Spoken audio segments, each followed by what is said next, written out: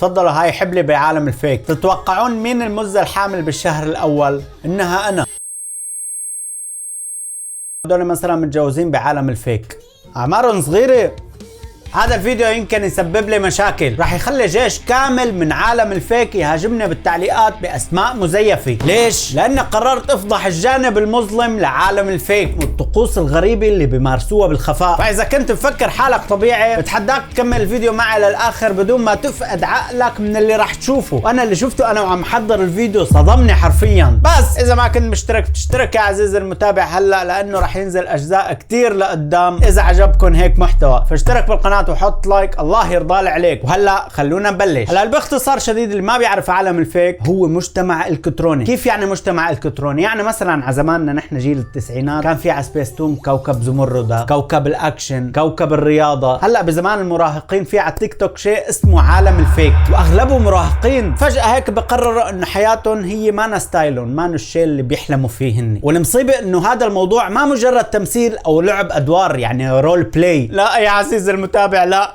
الموضوع اعمق من هيك. هدول الجماعه بيحاولوا يغيروا اسمائهم، اعمارهم، جنسياتهم، حتى احيانا بيوصلوا انه يغيروا دينهم بس لحتى يتقمصوا الشخصيه 100%. وبيتخانقوا وبيتطلقوا وبيتجوزوا، كله بداخل هالعالم اللي اسمه عالم الفيك. فخلونا هلا نحضر الفيديوهات ونعلق عليها سوا. تخيلوا يا شباب مازن اللي كان يحكي عنهم وما خلى عليهم فجاه هلا بوف صار من عالم الفيك. جديده في الفيك مازنه 15 سنه من تونس.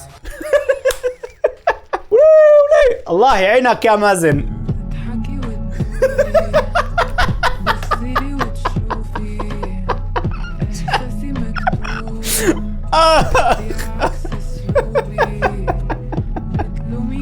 مازنة طيب انت شو عم تحسي؟ ما انت حاطه حالك انه انت بنت، ليش عم تحط صور فيديوهات مازن؟ لا والاضرب بتعمل ترندات عليه كمان. هذه عزيزي المتابع ولا شيء، نحن هيك لساتنا بالخفائف، لانه هذا العالم حرفيا له جانب مظلم. كنت اتكلم مع ولد من صفي عادي، طيب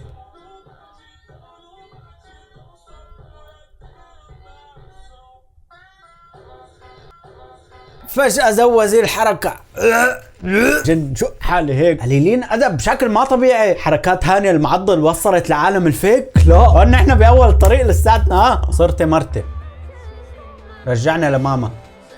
عم يضحك. طب يلا تشيز.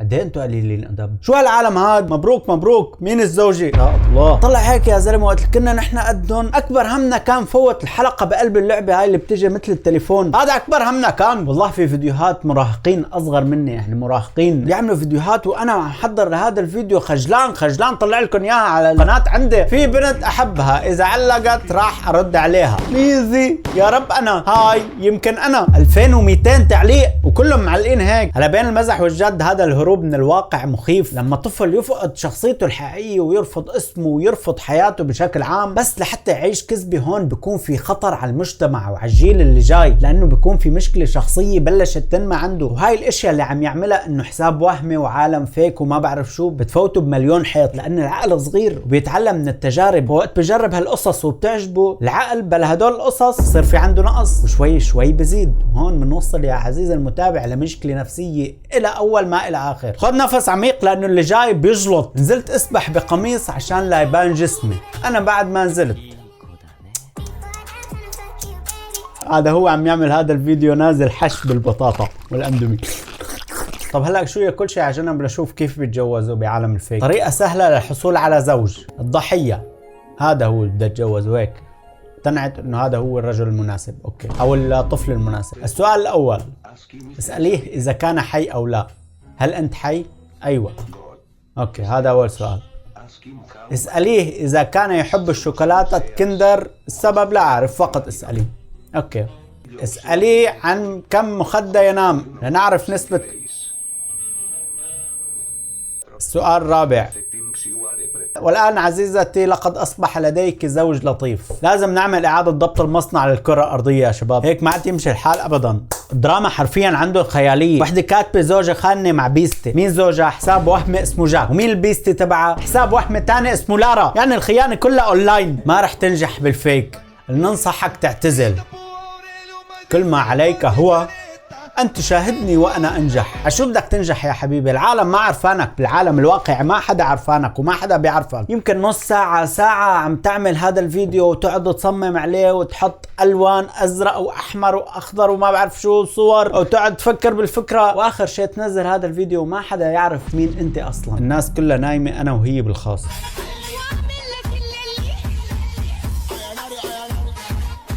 لا حمود بروح امك، بروح امك، لا بروح امك يا عمي اذا منزلين هدول الفيديوهات على العام وهيك، كيف عم تتواصلوا مع بعض على الخاص؟ تعال شوف مثلا الكومنتات. فديتك، لوف يو، ابدعت، شخصيتك وين من هالحساب كلياته هذا؟ يمكن هو او هي ما بتعرف تحكي كلمتين، عم بحكي بالواقع انا. والاهل ضروري يكونوا عم يتحكموا بهالقصص، ضروري. مع انه والله اذا الابن او البنت عم تبكي وبدها ايفون وما بعرف شو، تروح تجيب لها ايفون. اوكي جيب لها اللي بدك اياه، بس انا ما عندي مشكله، بس لازم يكون في مراقبه. اللي عم نشوفه هلا انحراف اخلاقي، هدول بعد 10 سنين شو بيعملوا؟ تفضل هدول مثلا متجوزين بعالم الفيك، امير من الاردن وجنى من مصر، صغار اعمارهم صغيره.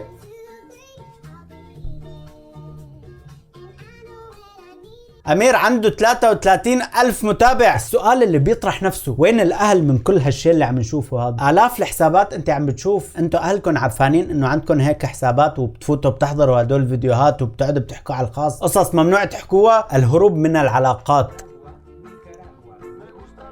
احب شعر الرجال، احب الرجل بدون لحية، احب الرجل الطويل، احب الرجل.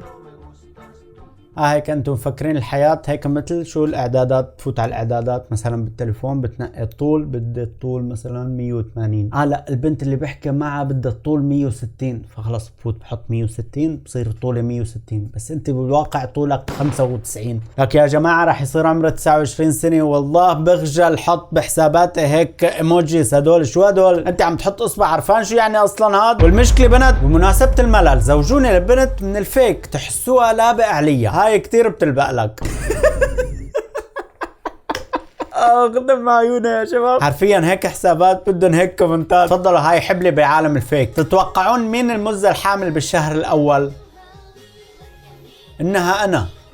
هات لنشوف هاي قد ايه عمرها مثلا لحتى حبلت. 14. لك يا عمي روحوا غيروا الحفاظ تبعكم. انتم متخيلين معي هاي بس لوين وصل تفكيره ولوين تفتح مخها لدرجه عرفانه شو يعني جهاز كشف الحمل، وبالكومنتات مستغربين واو فكره كثير حلوه، ممكن تعطينا طريقه اللي حملت بيه اسوي لكم توتوريال كيف حمل.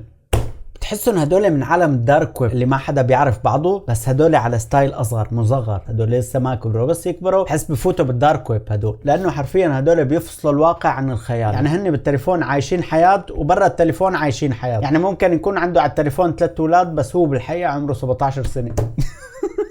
هلا بنجي هون لرأيي بصراحة، نصيحتي لكل حدا غرقان بهالعالم، عيش عمرك، انت اللي عم تعمله عم بتكبر عمرك بهالافعال هاي. كون طفل وكون مراهق غلط وتعلم بشخصيتك الحقيقية. الكي بوب والانمي للمتعة بس لحتى تتفرج عليهم وتشاهدهم، ما لحتى تمحي شخصيتك وتصير نسخة طبق الاصل عنهم، وانت عايش عالم وهمي غير عن عالمك الخاص. عالم الفيك هو المكان الوحيد اللي ممكن تكون فيه ملك، وانت بالحقيقة ما قادر تحكي كلمتين مع الدكان اللي تحت بيتك. والحق هون مع الاشخاص، الحق على الاهل اللي تاركين اولادهم يعملوا شو ما بدهم بلا مراقبه وبلا حسيب وبلا رقيب. هون لازم اسالكم سؤال وكتير بهمني الجواب تبعه، وخصوصا اللي من هالعالم اللي هو عالم الفيك. ليش مستعدين تعملوا كل شيء لحتى تدافعوا عن شخصيه وهميه، بس ما مستعدين تعيشوا دقيقه واحده بشخصيتكم الحقيقيه؟ انا بعرف انه جيش الفيك يمكن يهجم علي هلا، احترم حالك، عالم الفيك عمك. تفضلوا ساحق لكم. بس يا عزيزي المشاهد، مهما زادت اللايكات على هذا التعليق اللي حاطه انت هلا، هو بالنسبه للواقع ولا شيء، صفر حرفيا. واذا ما كنت مشترك اشترك بالقناه واكتب لي بالكومنتات عن شو حابب احكي بالفيديو الجاي، وبشوفك بالفيديو الجاي. سلام. طبعا اذا ما تم اغتيالي بعالم الفيك.